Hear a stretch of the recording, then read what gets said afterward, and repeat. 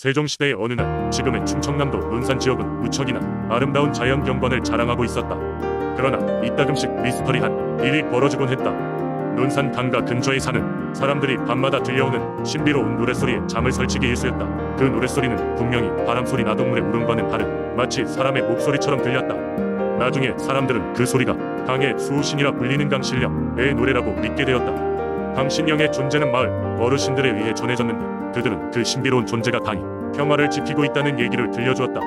강신령은 낮에는 보이지 않고 밤에만 모습을 드러내며 강가를 지키는 수호신으로 부정한 사람이 강가에 접근하면 고운 목소리로 노래를 불러서 사람을 홀렸다고 한다. 마을 사람들은 강신령을 신성하게 여기고 항상 조심하며 살았다. 어느 날 외지인이 논산에 도착했다. 그는 이 강가에 대해 듣고 호기심이 생겨 강신령의 노래를 실제로 듣고자 강가로 향했다. 강가에 도착한 그는 것 없이 밤까지 기다리면서 수호신을 만나겠다는 결심을 했다. 밤이 깊어지고 달빛이 강물에 비칠 무렵 정말로 부드럽고 환상적인 노랫소리가 들려왔다. 외지인은 그 목소리에 마음을 빼앗겨 무턱대고 강물로 다가가기 시작했다. 그때 강신령의 모습을 본 몇몇 마을 사람들이 급히 그를 막았다. 그들은 외지인에게 강신령의 경고를 무시하면 안 된다고 조언하며 그동안 듣게 된 강신령의 이야기를 전했다. 강신령의 노래는 그저 단순히 아름다운 목소리가 아니었다. 그것은 그의 영역을 침범하는 이들에게 보내는 경고와도 같았다. 외지인은 마침내 그들의 말을 이해하고 강가에서 물러났다. 그때 비로소 노랫소리는 멈추었고 강가는 다시 평온해졌다. 외지인은 자신의 경험을 겨우 삼아 본래의 자리로 돌아갔지만 그 이후 그는 논산 강신령의 노래에 관한 이야기를 여러 지역에 전하게 되었다. 그의 이야기는 각지로 퍼져나갔고 결국 논산강의 신비로움은 전국에 알려졌다. 이후 마을 사람들은 자신들의 수호신에게 감사하며 매년 강가에서 작은 제사를 올려 강신령의 은혜에 보답했다. 마을 사람들에겐 강신령은 단순한 전설이 아닌 그들 삶의 일부분이자 논산강의 품에 깃든 신성한 존재로 지금까지 전해 내려오고 있다. 두 번째 이야기. 옛날 옛적 군산의 작은 해안 마을에는 바닷길을 삶의 터전으로 삼은 해녀들이 살고 있었습니다. 그 마을의 해녀들은 바다에서 전복, 성게, 해삼 등을 채취하며 그날의 저녁거리와 삶을 이어갔습니다. 그들의 기술은 대대로 전수되어 마치 바다와 하나가 된 듯한 경지에 이르렀습니다. 마을에는 등대와 함께 밤낮으로 파도 소리를 듣는 산신당이 있었는데 그곳에서는 매년 바다의 정령에게 제사를 지내며 붕어와 해녀들의 안전을 기원했습니다. 마을 사람들은 바다의 정령이 해녀들에게 특별한 은혜를 준다고 믿었고 해녀들은 때로 신랑같은 희망을 품으며 깊은 바다 속으로 들어갔습니다. 그 해의 여름은 유난히도 무더웠고 마을 바다가 고요한 날도 눈에 띄게 적었습니다. 푸른 물결은 암초에 부딪혀 하얀 거품을 일으키고 해녀들은 배를 타고 먼 바다로 나가야 했습니다. 어느 날 마을의 젊고 용감한 해녀인 유정이는 아주 깊은 곳까지 내려가 보기로 결심했습니다. 그녀는 어려서부터 바다를 친구 삼아 자라났고 바다의 정령이 그녀를 보호해준 것이라고 믿었기 때문이었습니다. 그날 새벽 해가 뜨기도 전에 유정이는 나섰습니다. 해녀복을 입고 장비를 챙긴 그녀는 파도를 타고 먼 바다로 향했습니다. 해가 수평선 너머로 서서히 떠오를 때쯤 유정이는 숨을 깊게 들이마시고 물속으로 뛰어들었습니다. 그녀는 아름다운 바다 속 경치에 매료되어 수심이 깊어지는 것도 있고 점점 밑으로 내려갔습니다. 어느덧 그녀가 도착한 곳은 해류가 거의 없고 고요한 장소였는데 그곳은 마치 선녀들 정원처럼 경이로웠습니다. 유정이는 손에 닿는 모든 것이 진귀한 보석처럼 빛나는 곳에서 작업을 시작했습니다. 갑자기 어디에선가 들리는 잔잔한 음악 소리에 깜짝 놀란 유정이는 소리의 원인을 찾기 시작했습니다. 그녀가 소리 나는 곳에 가까워지자 하나의 인어와 같은 존재가 바위에 앉아 음악을 연주하는 모습이 보였습니다. 그 존재는 빛나고 투명한 비늘을 가져 매혹적이었고 그 눈동자는 깊은 바다의 색을 닮았습니다. 유정이는 그 존재가 바로 바다의 정령이라고 생각했습니다. 바다의 정령은 유정이의 존재를 눈치채고 손짓으로 다가오라고 표시했습니다. 유정이가 두려움과 호기심을 아는 채 그 앞에 서자 정령은 유정이에게 고개를 끄덕이며 뭔가 중요한 말을 건네는 듯 했습니다.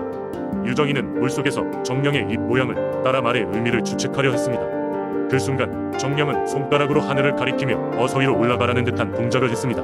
유정이는 정신을 차리고 급히 물 위로 올라왔고 그 직후 엄청난 폭풍이 몰아쳤습니다. 그녀는 간신히 배에 몸을 부딪히며 올라왔고 안전하게 귀환할 수 있었습니다.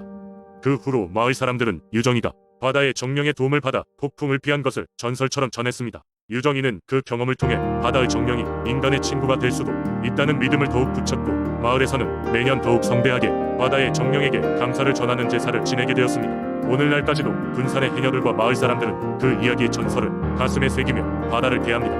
그 평범한 바다도 어느 순간 특별한 힘을 가진 곳이 될 수 있다는 사실에 그들의 바다는 항상 살아 숨쉰다고 느끼며 말입니다.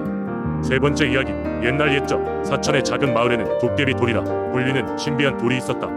이 돌은 마을 입구에 자리 잡고 있었으며 마을 주민들은 이 돌이 마을을 지켜준다고 믿었다. 도깨비 돌은 한낮에는 평범한 크기의 회색 돌처럼 보였지만 밤이 되면 은은한 빛을 발하며 마치 살아있는 생명체처럼 꿈틀거렸다. 마을 사람들은 이 돌을 통해 많은 이야기를 나누었다. 그중 하나는 도깨비가 이 돌을 통해 마을을 수호하고 있다는 믿음이었다. 전설에 따르면 아주 오랜 옛날에 이 마을에는 도깨비가 자주 출몰했다고 한다.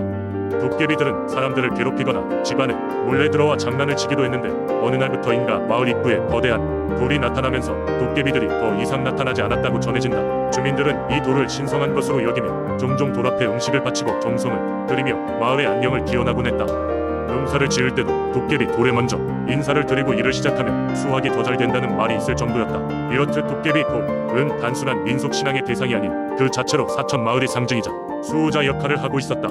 그런데 어느 해 외지에서 온 재물을 노리는 도적들이 마을에 들이닥쳤다. 도적들은 사천 마을이 자잘한 사건들로 시끄럽다는 소문을 듣고 이 기회를 틈타 마을 약탈을 계획했다. 하지만 그들이 마을에 들어서려고 하자 도깨비 돌에서 갑자기 강력한 빛이 뿜어져 나와 도적들을 혼란에 빠뜨렸다. 그 빛은 마치 도깨비 모습의 형상으로 보였으며 도적들은 놀라 도망치기 시작했다. 다음날 주민들은 도깨비 돌 앞에 모여 도깨비 이수를 기리며 큰 제를 올렸다. 이후로도 도깨비 돌은 여러 차례 마을을 위기에서 구해주었고 마을 사람들은 더욱 이 돌을 신성하게 여겼다. 한편으로는 도깨비 돌의 신비로움을 설명하기 위해 동네 아이들에게 많은 이야기를 들려주기 시작했고 이런 이야기들은 세대를 거쳐 내려오며 사천 마을의 전통이 되었다. 오늘날에도 도깨비 돌은 사천 마을 입구에 자리 잡고 있으며 사람들은 이 돌을 지나칠 때면 마음속으로 작은 소원을 빌곤 한다. 도깨비 돌은 그렇게 여전히 마을을 지켜주고 새로운 이야기의 장을 열어주고 있는 것이다. 네 번째 이야기. 옛날 옛적 지금의 전라남도 고흥 지역에는 보성강이 흐르고 있었다.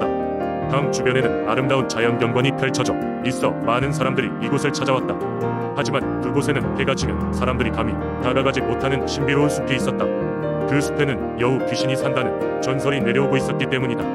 이 여우 귀신은 본래 아름다운 여인이었으나 사악한 마법에 걸려 여우로 변해버린 비운의 인물이었다. 그녀의 아름다움은 마을 사람들 사이에서도 유명했으나 얼마 지나지 않아 사라져버린 그녀는 이내 전설이 되었다. 사람들은 그녀가 여우의 모습으로 숲속을 떠돌아다닌다며 두려워했다. 보성강 근처에 사는 주민들은 해가 떨어지면 강가 근처에 가지 말라는 경고를 받았다. 마을 장로들은 여우 귀신이 사람들을 흘려강으로 끌고 간다는 이야기를 전해주곤 했다. 그렇기에 강가와 숲 근처에는 신중하고 염려하는 분위기가 항상 감돌았다. 그럼에도 불구하고 언제나 호기심 많은 젊은이들이 있었다. 그 중에도 용감하고 모험심 강한 청년인 철수라는 사람이 있었다. 그는 여우 귀신에 대한 이야기를 들을 때마다 그저 웃어넘기곤 했다. 어느 날 밤 철수는 용기를 내어 숲으로 들어가기로 결심했다. 밤하늘은 검은 비단처럼 반짝였고 강가에는 달빛이 부서지고 있었다. 철수는 조심스럽게 숲으로 향했다. 숲속은 생각보다 어두컴컴하고 불길한 정적이 감돌고 있었다. 그는 긴장감을 느끼면서도 좀처럼 멈추지 않고 걸음을 이어갔다. 그렇게 얼마간 걷다가 갑자기 누군가의 부드러운 목소리가 들려왔다.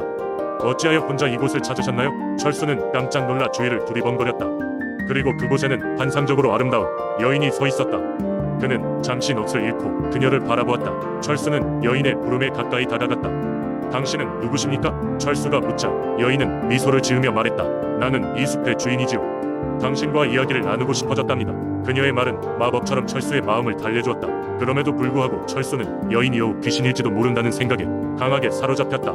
그녀의 아름다운 외모 뒤에 숨겨진 진실에 대한 호기심은 끊임없이 그를 괴롭혔다. 하지만 여인은 아무런 해악을 가하지 않았고 오히려 철수에게 삶의 지혜와 위안을 주는 듯했다. 그렇게 밤은 깊어갔고 여인은 철수에게 숲을 무사히 빠져나갈 길을 알려주었다. 다시 만나게 된다면 그때는 조금 더 오래 머물러 주세요. 그녀의 마지막 말은 사라지는 달빛처럼 부드럽게 울렸다. 철수는 혼란스러운 마음을 안고 집으로 돌아왔다.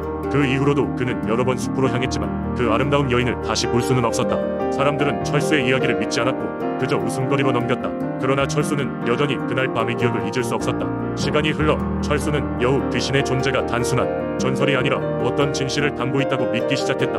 누군가를 사랑하고 기다리는 마음이 극적으로 얽힌 사연이라면서 철수는 그래도 언젠가 다시 그 여인을 만나게 될 날을 기다리며 여전히 보성강을 거닐었다고 한다.